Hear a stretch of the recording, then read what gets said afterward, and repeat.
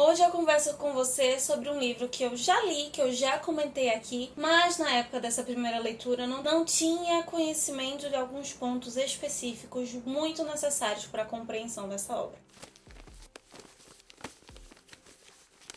E temos para hoje Sanchos e Dulcineias.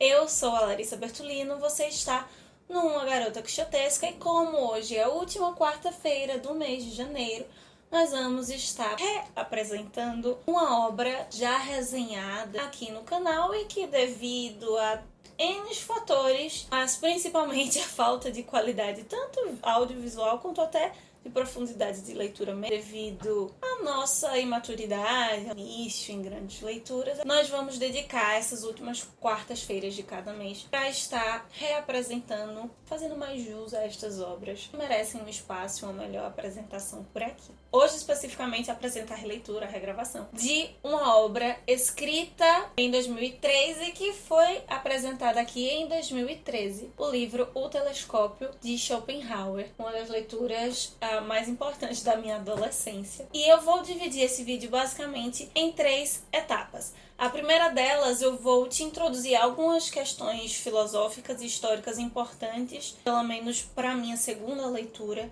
nesse livro, que fez toda a diferença para eu ter uma nova compreensão, um novo conhecimento, uma nova descoberta através dessa obra. A segunda etapa será introduzir basicamente o enredo, a questão formal desse texto, isso evitando ao máximo spoilers, fazendo um resumo não tão extensivo da obra como eu fazia antigamente, que acabava dando o fim e praticamente todos os detalhes do texto. E por fim, o meu comentário unindo tudo isso, tanto a leitura quanto esses conhecimentos que eu estou afirmando que sejam tão imprescindíveis e o texto em si. Não sei se você já ouviu falar sobre os julgamentos de Nuremberg ou do Eichmann, muito importantes para a nossa história nos últimos 100 anos, porque está relacionado com um dos momentos mais hediondos também do século passado, que foi a Segunda Guerra Mundial, mais especificamente o extermínio que os nazistas promoveram de judeus, como também de homossexuais, ciganos, negros e outras etnias e grupos sociais. Já deixo claro no início que, tanto para mim quanto para vários outros judeus e historiadores, a palavra holocausto não é muito bem-vinda. O melhor termo, de acordo com a comunidade judaica, é Shoah, porque o holocausto está relacionado a uma etapa importante da religião judaica, do cristianismo também. Usar o termo holocausto para esse momento acaba sendo mais uma agressão, violência para a nossa memória, para a nossa identidade. Então se utiliza o termo Shoah para nomear esse genocídio de mais de 6 milhões de judeus durante a Segunda Guerra Mundial, que perdurou de 1941 a maio de 1945. E já em 45, após Hitler, Goebbels, os principais nomes do alto escalão alemão, cometerem suicídio, se propõe então o julgamento daqueles outros líderes nazistas que haviam sobrevivido. O julgamento de Nuremberg acaba sendo um título então que engloba uma série de julgamentos que ocorreram de novembro de 1945 a outubro de 1946, no Palácio da Justiça de Nuremberg, na Baviera alemã, inicialmente julgando 24 réus, tanto militares quanto civis, mas que seriam a nata, se é que se pode utilizar esse termo. Para esse julgamento, então, foi redigida a Carta de Londres do Tribunal Militar Internacional, no dia 8 de agosto de 1945. Alguns meses antes de começarem de fato os julgamentos. Houve todo um preparo para que isso fosse colocado de uma forma mais justa. Mesmo que algumas pessoas, dentre os principais que estavam ali envolvidos, como os americanos, britânicos e russos, ou melhor dizendo, naquele período soviéticos, tivessem algumas divergências de como isso poderia ser guiado ou não. Essa carta acabou classificando então 3 tipos de crimes que seriam julgados ali: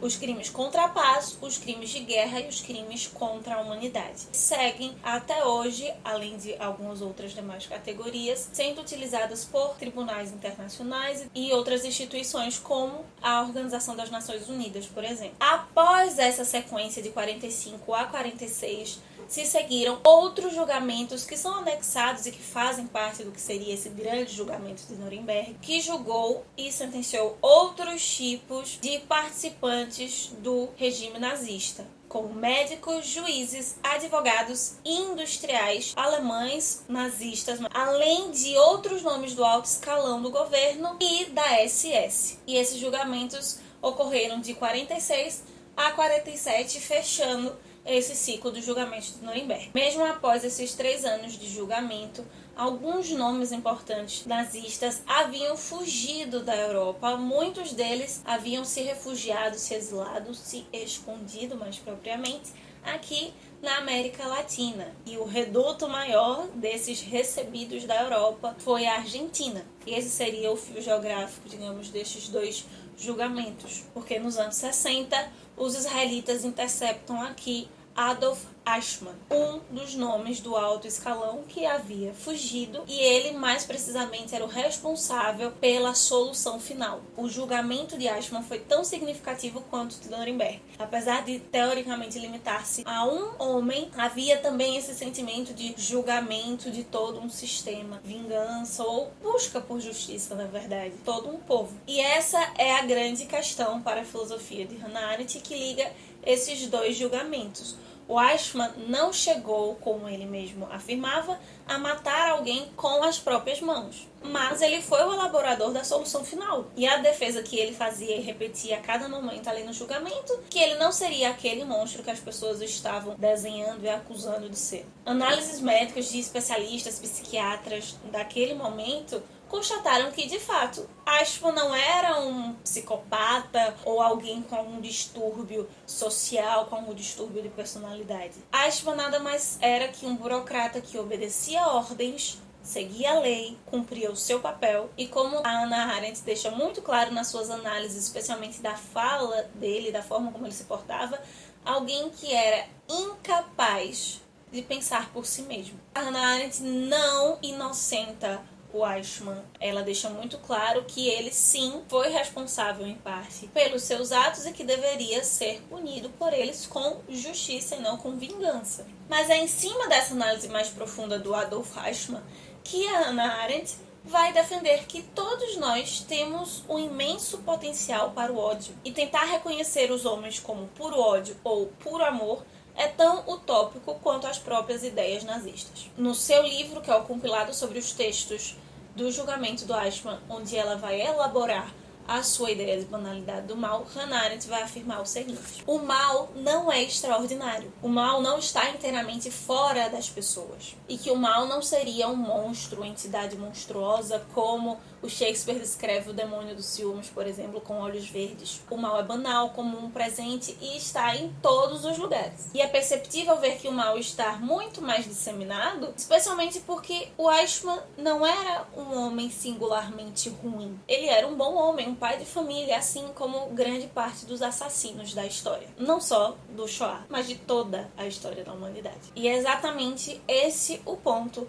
que me fez pensar bastante, relembrar muitas das coisas que eu havia lido da Hannah Arendt e desses episódios quando eu estava relendo o Telescópio de Schopenhauer. A crítica do Sunday Times, um dos principais jornais da Irlanda, fez a valoração desse livro logo após o seu lançamento, afirmou que o primeiro romance desse autor é uma tentativa de representar os grandes horrores da nossa história. Mesmo recebendo toda essa ovação já na sua estreia, recebendo prêmios posteriormente, Telescópio de Schopenhauer é um romance psicológico, um romance de guerra, que acaba sendo criticado no quesito formal por outras pessoas. Não tanto pela crítica especializada, por uma crítica mais leiga. Eu particularmente não vi problemas maiores em relação a isso. Foi um livro que me encantou na primeira leitura, quando eu era totalmente leiga em relação a esses assuntos, como na segunda, especialmente pelo caráter de conversa, de diálogo que a obra apresenta. O Telescópio de Schopenhauer nos descreve cenas de inverno numa cidade europeia, que poderia ser qualquer cidade da Europa, sob um regime totalitário. extremamente marcado pelo extermínio em massa de uma parcela da população. Aqui não fica claro necessariamente que tipos particulares de pessoas seriam essas, que é importante para não estar classificando necessariamente com o nazismo, ou com o fascismo, ou com o Stalin, mas com todos os tipos de governo que a humanidade já desenvolveu e foram extremamente hediondos, cada um à sua maneira. No final das contas, essa obra vai estar nos apresentando, através desse diálogo, dois modos de ler a história, especialmente as histórias das guerras, através de duas perspectivas distintas que nos são apresentadas por dois personagens: o professor de história e o padeiro local. O professor de história vê essa sua matéria como ciência, metodologia,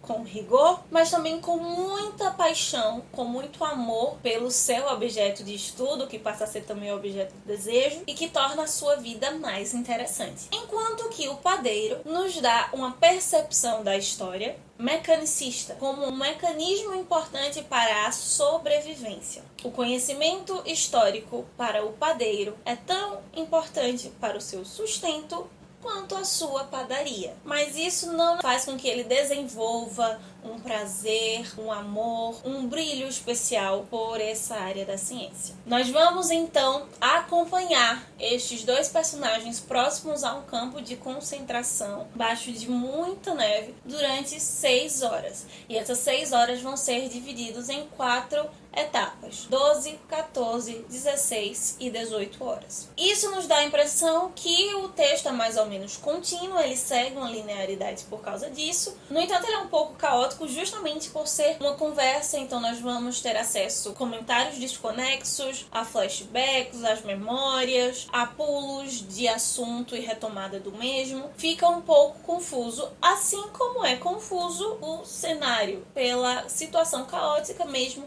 que o texto nos apresenta, tanto no fundo geográfico, social, histórico, tanto na forma que busca emular esse caos e essa angústia vivenciadas por estes personagens. O padeiro é um personagem que tem uma baixa escolaridade, no entanto, é um amante dos livros, sempre voltado àquela perspectiva da sobrevivência. Então, ele absorve muita informação, não necessariamente conhecimento. É um pouquinho pobre de espírito, o que reforça aquela sua ideia de fazer de tudo pela sobrevivência. Por isso que muitas das vezes, durante a minha segunda leitura, fui associando o padeiro à persona do Eichmann. Muitas das descrições que a Hannah Arendt faz sobre o Porto e sobre falar sobre o agir do Eichmann podem ser relacionados rapidamente ao padeiro. Já o professor de história, e não de qualquer outra matéria, por se tratar de uma cidadezinha pequena, foi professor de muitas das pessoas. É um homem, então, muito respeitado por todos, e como um estudioso, ele vai aplicar muito do método científico durante a sua conversa com o padeiro. E o ponto principal desse debate: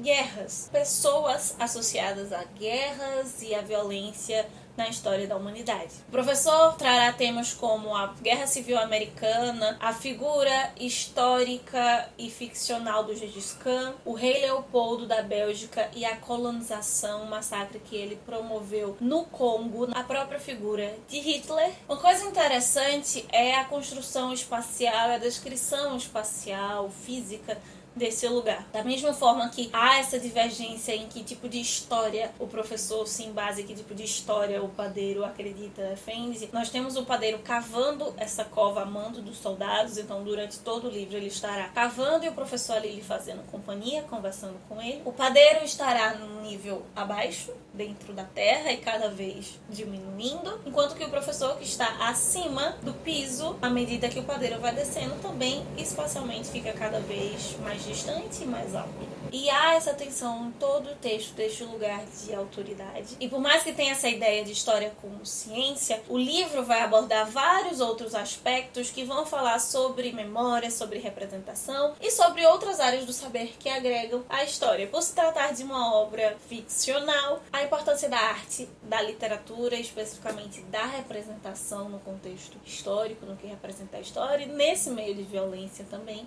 de narrativas, vai ser destacado aqui pelo autor. Na página 123, nós temos um seguinte trecho de diálogo. O professor descreve ao padeiro o mito da caverna de Platão, ao que o padeiro responde: acredito que Platão queria dizer para isso. De certa forma, sim, responde o professor. Ele dizia que cada objeto no mundo era uma mera cópia de algo mais puro que já existia em outro lugar. É por isso que Platão odiava a pintura.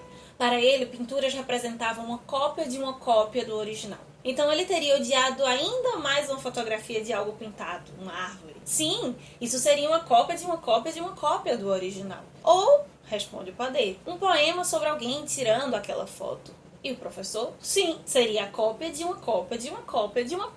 do original. Então, aqui o conceito de mímese é muito bem trabalhado, não só aqui, mas em outros momentos, o que me faz pensar, achar muito interessante, não só por trabalhar isso, por ser da área de literatura, mas pensando no modernismo, que é a área que eu estudo e tenho falado tanto para vocês. Peter Gay vai dizer aqui, na obra O Modernismo, da importância da Primeira e da Segunda Guerra Mundial dentro desse cenário artístico, dessa crise, desse desenvolvimento de crise humana, social, que acabou também reforçando, caindo sobre a crise na arte, a crise da representação. Ele vai dizer aqui que a guerra, tanto a primeira quanto a segunda, moldou tanto os artistas como eles também mudaram, influenciaram a guerra em si e a sociedade daquela época. E o que o livro do Donovan acaba apresentando é isso, uma arte, uma produção filosófica, uma ciência histórica muito marcada pelo pessoal, pela individualidade. Se tratando de uma cópia aqui, como eles vão colocar, seja ela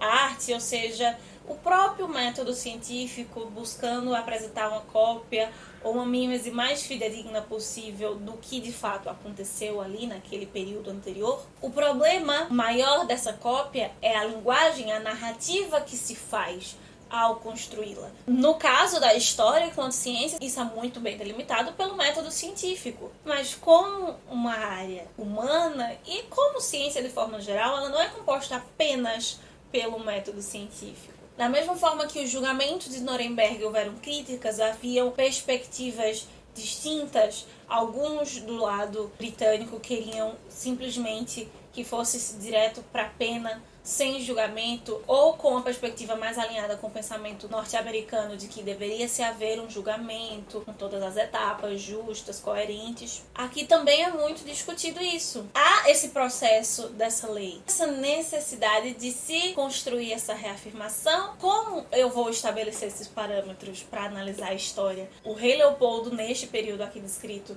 para os belgas era fantástico, mas para a população do Congo era terrível. Então, quais são os critérios que são importantes para a descrição histórica? Sempre existem não só dois lados, e dentro disso sempre voltando para o aspecto da banalidade do mal da Hannah Arendt. Existem sim diversas narrativas, existem sim diversas perspectivas, mas isso não quer dizer que elas sejam totalizantes, utópicas, que existe o bem e o mal necessariamente todos os momentos muito bem delimitado. Por isso a importância desse resgate, desse método científico que o professor defende, enquanto que o padeiro defende também esse olhar subjetivo. Não pode ser uma percepção tão seca, tão crua da realidade, porque há outros aspectos fora da ciência que são importantes. Durante a minha leitura, por mais que tenha esse aspecto universalizante, minha memória foi muito levada para o Shoah no leste europeu, especificamente aqui. Eu vou deixar aqui embaixo para você uma pequena reportagem da BBC News Brasil do ano passado, o Holocausto das Balas, o lugar esquecido onde os nazistas mataram 34 mil judeus a tiros. Nós temos muito a imagem do Shoah com os campos de concentração, um grupo de investigadores, de historiadores,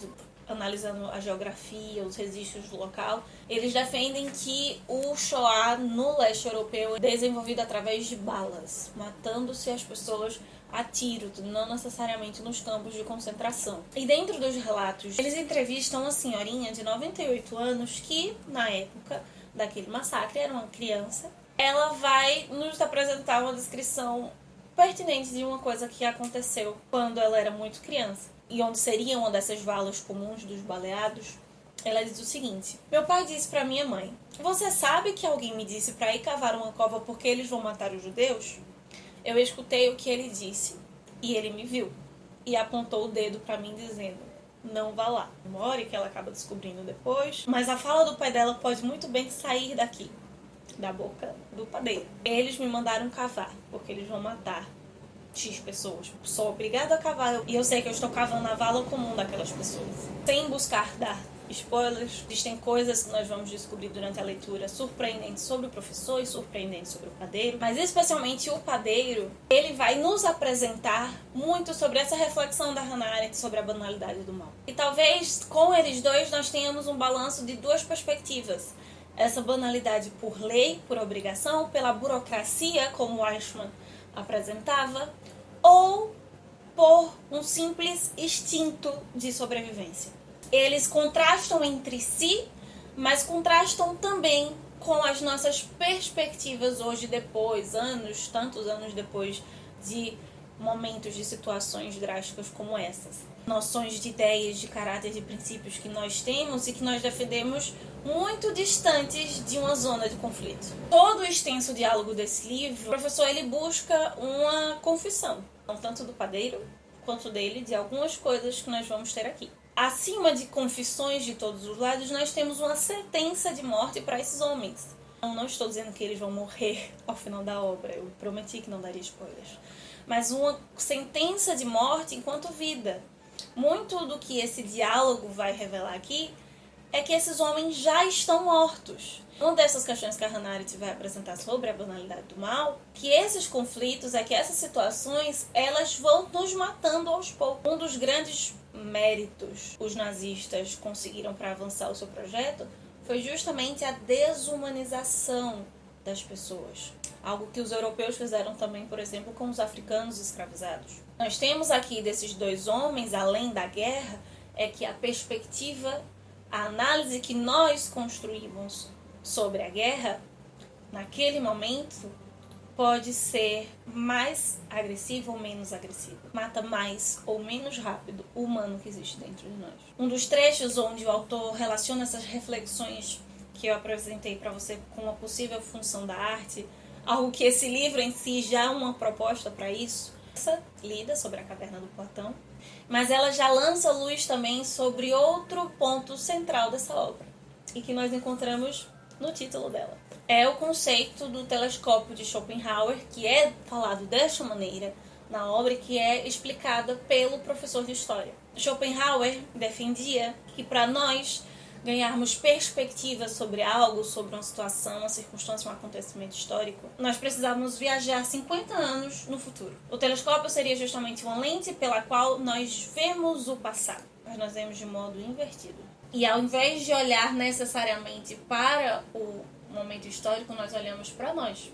E a partir disso nós podemos tomar decisões com os benefícios dessa retrospectiva. Hoje, na época em que nós vivemos, fala muito sobre revisionismo histórico, sobre releituras históricas, sobre essa importância de olhar os acontecimentos históricos com um distanciamento. Tem um quê a ver com isso, sim, mas vale ressaltar que o Schopenhauer fala que nós não iremos necessariamente olhar com essa lupa, com essa distância de 50 anos para o acontecimento histórico.